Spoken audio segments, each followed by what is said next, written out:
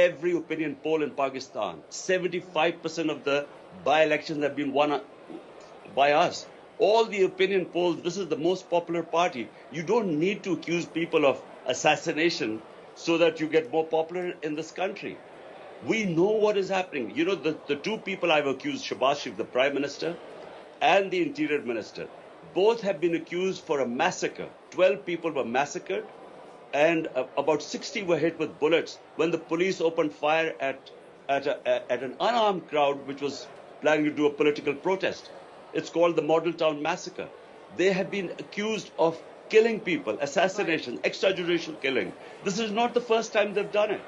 And as for the intelligence agency, the person, the officer involved, we know how the evidence was, how this whole plot opened up.